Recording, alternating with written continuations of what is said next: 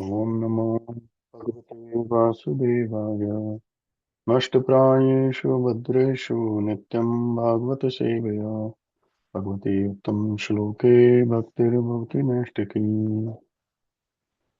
Krishna, today we are reading from chapter 14, Brahma's prayers to Lord Krishna, verse 1. Lord Brahma said, My dear Lord, you are the only worshipable Lord, the Supreme Personality of Godhead, and therefore I offer my humble obeisances and prayers just to please you. O son of the king of the cowherds, your transcendental body is dark blue like a new cloud. Your garment is brilliant like lightning, and the beauty of your face is enhanced by your gunja earrings and the peacock feather on your head. Wearing garlands of various forest flowers and leaves, and equipped with a herding stick, a buffalo horn, and a flute, you stand beautifully with a morsel of food in your hand. Text 2. My dear Lord, neither I nor anyone, neither I nor anyone else can estimate the potency of this transcendental body of yours, which has shown such mercy to me, and which appears just to fulfill the desires of your pure devotees. Although my mind is completely withdrawn from material affairs, I cannot understand your personal form. How then could I possibly understand the happiness you experience within yourself? Text 3. Those who, even while remaining situated in their established social positions, throw away the process of speculative knowledge and with their body, words, and mind, offer all respects to descriptions of your personalities and activities, dedicating their lives to these narrations, which are vibrated by you personally and by your pure devotees. Certainly conquer your lordship, although you are otherwise unconquerable by anyone within the three worlds. Text 4. My dear Lord, devotional service unto you is the best path for self realization. If someone gives up that path and engages in the cultivation of speculative knowledge, he will simply undergo a troublesome process and will not achieve his desired result. As a person who beats an empty husk of wheat cannot get grain, one who simply speculates cannot achieve self realization. His only gain is trouble. Text 5. O Almighty Lord, in the past, many yogis in this world achieved the platform of devotional service by offering all their endeavors unto you and faithfully carrying out their prescribed duties. Through such devotional service, perfected by the process of hearing and chanting about you, they come to understand you, O infallible one, and easily understand, and could easily surrender to you and achieve your supreme abode. Text 6. Non-devotees, however, cannot realize you in your full personal feature. Nevertheless, it may be possible for them to realize your expansion as the impersonal supreme by cultivating direct perception of the self within the heart. But they cannot do this only by purifying their mind and senses of all conceptions of material distinctions and all attachment to material sense objects. Only in this way will your impersonal feature manifest itself to them. Text 7. In time, learned philosophers or scientists might be able to count all the atoms of the earth, the particles of snow, or perhaps even the shining molecules radiating from the sun, the stars, and other luminaries. But among these learned men, who could possibly count the unlimited transcendental qualities possessed by you, the Supreme Personality of Godhead, who have descended onto the surface of the earth for the benefit of all living entities? Text 8. My dear Lord, one who earnestly waits for you to bestow your causeless mercy upon him, all the while patiently suffering the reactions of his past misdeeds and offering you respectful obeisances with his heart, words, and body, is surely eligible for liberation, for it has become his rightful claim. Hare Krishna. Hare Krishna. Thank you so much, Prabhuji. Can you hear me? Hare Krishna, Rasa Chandrika Mataji. Please accept our humble obeisances. All goes to Srila Prabhupada and Good Maharaj. Mataji, please take over the call, Mataji. Thank you, Mataji. Hare Krishna. Dhanavada. Thank you, Mataji, for giving this opportunity, and thank you, Prabhuji, for reading the translation so wonderfully. I'll go ahead with prayers. ॐ अज्ञानतिमिरन्दस्य ज्ञानञ्जनशलाकया चक्षुरुन्मिलितं येन तस्मै श्रीगुरुवे नमः। नमो विष्णुपादाय कृष्णपृष्ठाय भूतले श्रीमद्भक्तिवेदान्त स्वामिनिति नामिने। नमस्ते सरस्वती देवे गौरवाणी प्रचारिणे निर्विशेषशून्यवादी पाश्चात्याधीशतारिणे। जय श्रीकृष्ण चैतन्य प्रभु नित्यानन्द श्री अद्वैत गदाधर शिवास आदि गौर भक्तवृंद। हरे कृष्णा कृष्ण कृष्णा हरे हरे, हरे Ram Ram Ram Hare Hare. Hare Krishna. So today we are reading the 14th chapter of 10th canto, where we'll be discussing about the prayers that are offered by Brahmaji. So right before this chapter, we had a beautiful Brahma Vimohan Leela, which we just finished yesterday. And in that, as we all know already, Brahma starts doubting Krishna whether he's really God, because it was quite bewildering for him and other Devi Devtas to watch that a small little boy has killed Aghasur, and then the way he's behaving was not very digesting. He's Bhagavan, and the Devi Devtas offer him everything in a very particular way in Yagya, but here Bhagavan is snatching food out of from his friends and eating their jutha, like already something that they have ate already, and is fighting and playing with their friends and also losing the matches with the friends. So pretty bewildering for Brahmaji. And when Brahmaji was seeing all these things, he really wanted to test whether this little boy is really Bhagavan himself. And for the testing process, as we all know, he takes away all the cows and calves and his friends away to see how he will react. And when he turns back in about a year for us on Prithvilok, but for him it was just a moment. When he turns around to see what Krishna is doing, he saw all the friends and the cows and the calves again over there. And he was wondering, like, I have them captured, captivated under my spells, and how is everybody down there too? And then obviously Krishna manifests all his forms, four-handed forms, and Brahmaji has a realization that he made a mistake in understanding Krishna, Swayam Bhagavan. So then he starts offering prayers to Krishna. And that's the chapter that we begin from today. We do texts 1 until 8. So let's start with text number 1 over here. Here it is, Lord Brahma starts with prayer.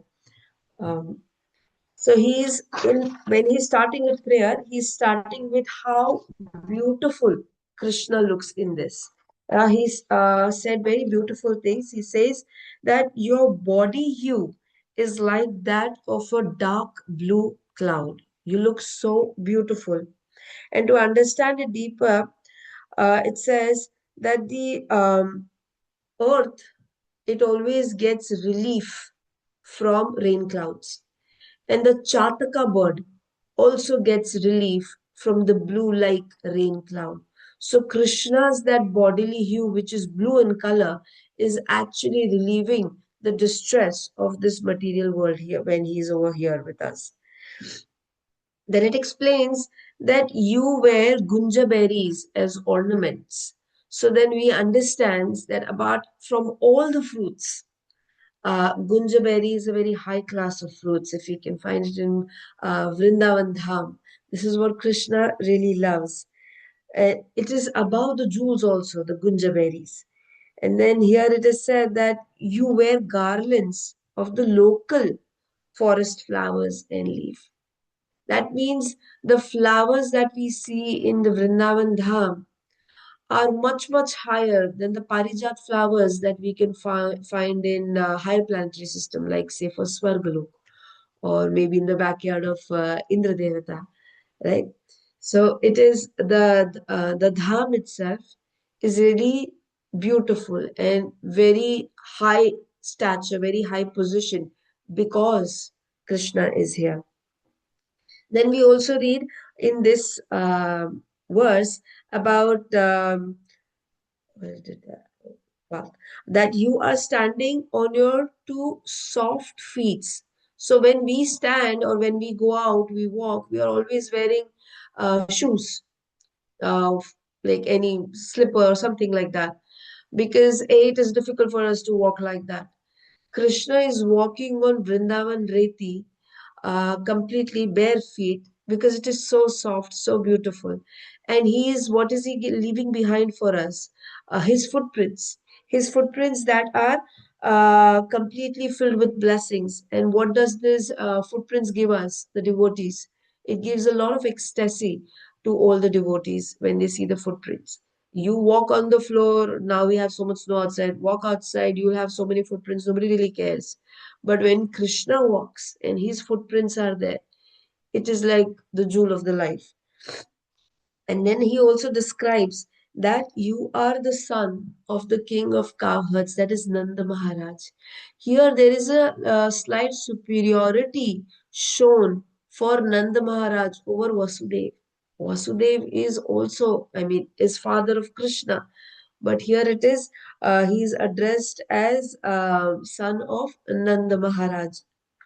So in this verse, after describing such beauty of Krishna, Brahmaji will start with his prayers. I mean, this beauty is something that the devotees, especially Vrindavan Vasis, cannot get over through. They are mesmerized and completely into this. Such great devotees have this behavior of listening through ears, and by that listening, they see through their eyes. In verse number second, here Brahmaji goes on to say that the topic on this second verse will be that I, as in Brahmaji, cannot understand you. Interesting topic, right? So here Brahmaji is saying that I am the one who knows all the Vedas. Whatever is meant for this Brahmanda, I am the creator, a secondary creator. I know everything. I know to and fro, up and down, everything, what is placed where, what the Shastra says, Yajurved, Samaved, every Rigved, everything I know. But after knowing all those things, I still don't know who you are. Because it is pretty bewildering for me to see you snatching the food out of a food morsel out of from your friend's mouth and eating it. And your friends are eating something, tasting, saying, "Oh wow, this is so yummy. You should also eat." That's not how we offer food, right? When we go on the altar or in the house temple that we have, that's not how we offer food to Krishna. We make all the food without tasting it, put tulsi, water, and then we offer with all the mantras. And this is what Brahmaji is used to also. So when he's seeing this, something absolutely opposite than what he's learned through Shastras, he's saying, I don't know who you are.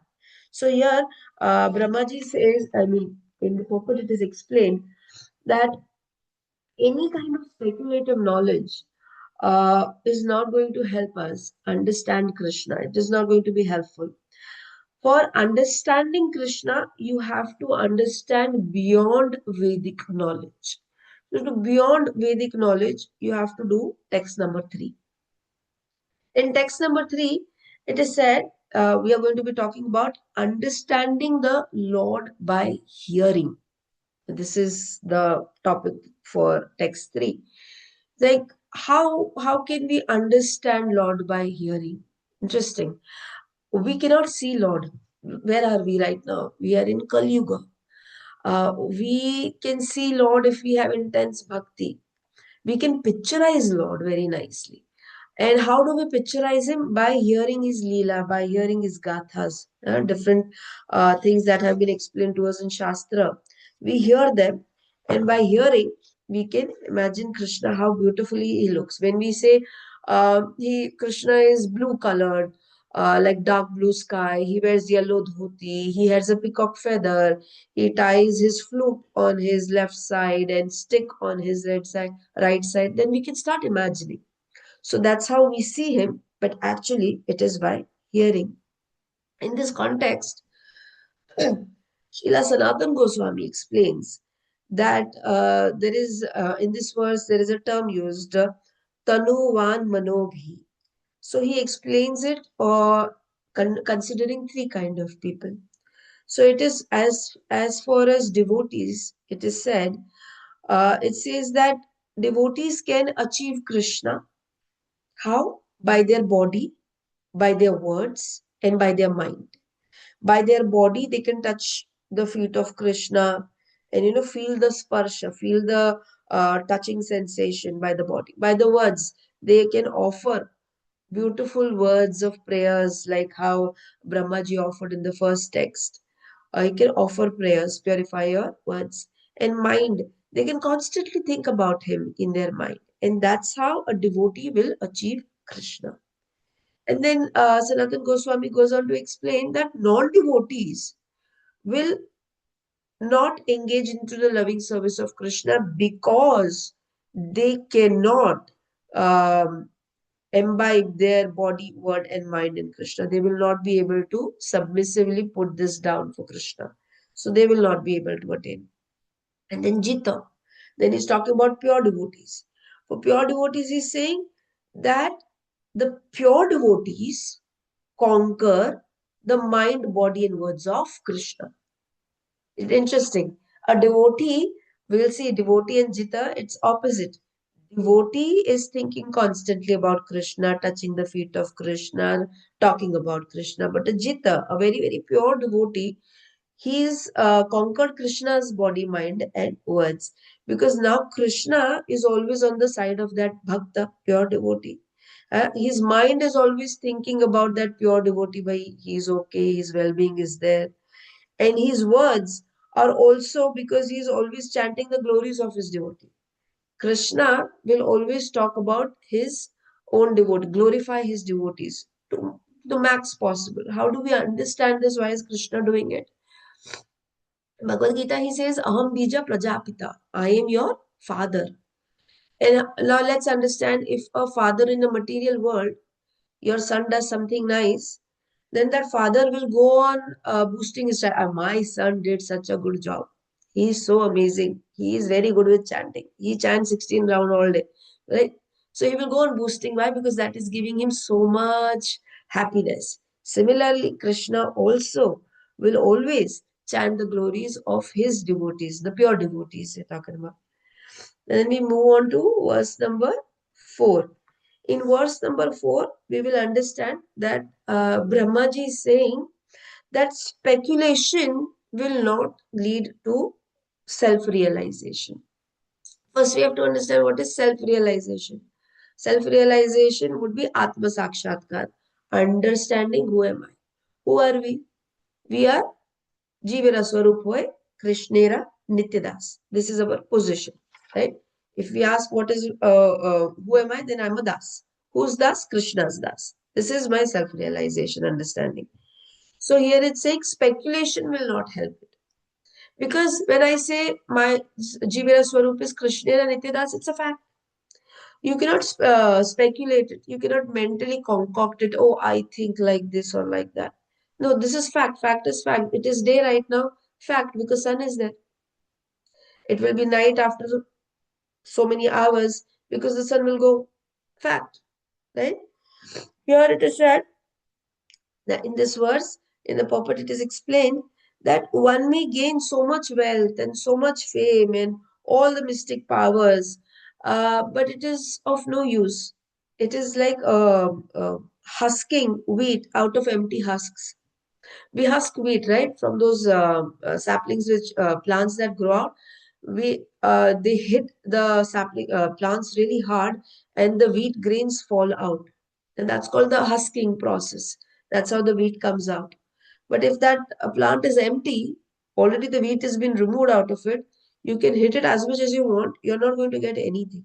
So this is like chewing the chewed kind of thing. If you're going to do only materialistic thing and trying to mentally concoct, oh, how big Krishna is, how small I am, how this world is, I think this is how things happen, so many atoms are, nothing will be fruitful enough.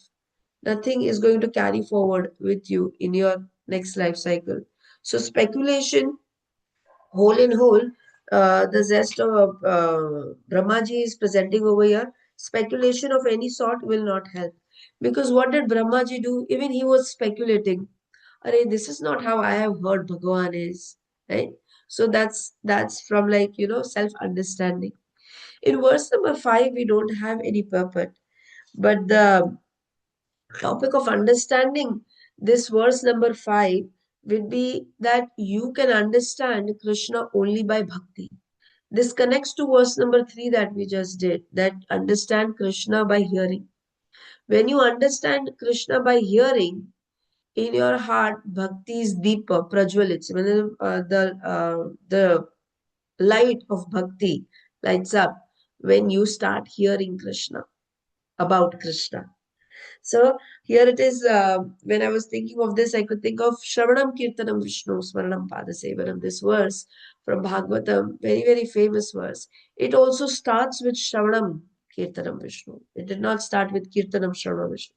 First, Shravanam needs to be very, very apt, very, very amazing, strong. And the best one was in that Parikshit Maharaj. How well he heard for 7 days, 7 nights without stopping, just right before his death. Full concentration was in listening. And then what did he achieve? Achieve Krishna, right? So hearing is the way towards bhakti.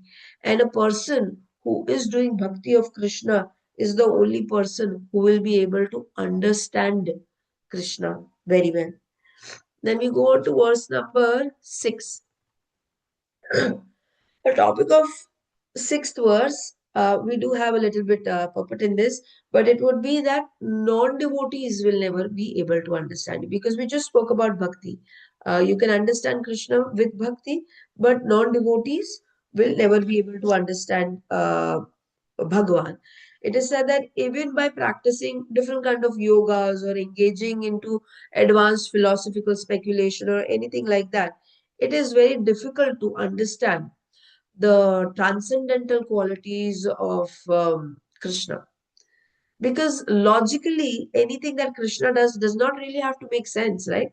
When I start using logic, and I was thinking, oh, how did a 6-year-old person with such a tiny body, not muscular also, on his left pinky finger, lift up the Giri Govardhan? Govardhan. How did he do that? Then this is mental speculation. You're trying to understand Krishna by facts, which really does not make sense when it comes to understanding Krishna, because he's beyond that knowledge. Right? Then we can speculate, oh, how 6 days old little Krishna. We see newborn babies, they can't even move their head. How did he happen to kill Putana? Again, for this, you can put mental concoction, you will not achieve Krishna. But the moment you surrender that, yes, Krishna can do anything, he's Bhagavan, then you will be able to understand Krishna. That goes with verse number 6. In verse number 7, the understanding that Brahmaji is giving us is no one can count your qualities. Now, Krishna has, we know that, oh, Krishna has 64 qualities. No, this is just for our understanding. Shastra, in lectures, I've heard that Ananta Shesh, like the snake, Ananta Shesh has Ananta in, like, you cannot count the number of mouths he has. And he constantly, Ananta, constantly chants glories of Krishna. Each mouth is chanting different glories. Huh? and he's constantly chanting glories of Krishna, and like there is no like 1 hour, 2 hour, constantly, and still he's not finished chanting the glories of Krishna. So that many glories Krishna has, which we cannot understand. Why? Because mind is small, understanding is small. It is pretty fickle for us over here. So here we have been told that you may understand impersonal aspect, but never the personal form.